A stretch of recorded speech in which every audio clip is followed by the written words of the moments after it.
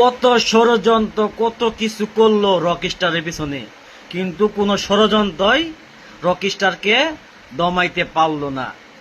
দেখেন, এটাই আমাদের সাকিবিয়ানদের পাওয়ার। পাওয়ার কাকে বলে দেখেন, যারা আফরান নিশুর কিছু প্রতিবন্ধী ভক্ত আছে, তারা সাকিব খানের রকস্টার মুভির ব্যাড রিভিউ দিয়ে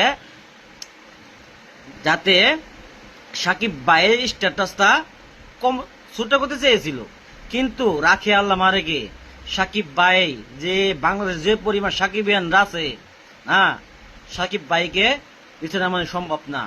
ওই সমস্ত নিশু ভক্তদের বলতেছি, আমরা নিশুর জন্য আর মুভির জন্য কোনো আমরা ব্যাড রিভিউ দেই না। এমন কিছু আপনারা কইরেন না যাতে নিশুর ওয়েট কমে যা, কারণ আপনারা ভালো হয়ে যান।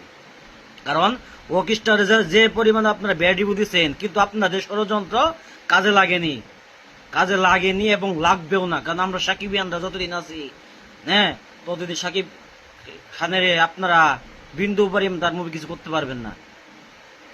কত ষড়যন্ত্র, কত কিছুই করলেন, আটকাতে পারছেন? আটকাতে পারেন নাই। আটকাতে পারছেন? পারেন নাই। কেন পারেন নাই? ষড়যন্ত্র কাজে লাগে নাই। রকস্টারকে দমাইতে গেলে আরো কত বছর যে আপনাদের ভাবতে হবে, তা হিসাবের বাহিরে, বলেন বাহিরে।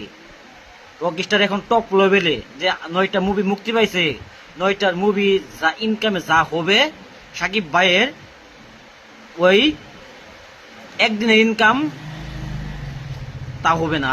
তাই অতএব আমাদের পিছনে লাগতে আসেন না, সাকিব খানের পিছনে লাগতে আসেন না। রকস্টার টপ লেভেলে আছে, টপ লেভেলে। এটুকুই সবার জন্য। ধন্যবাদ।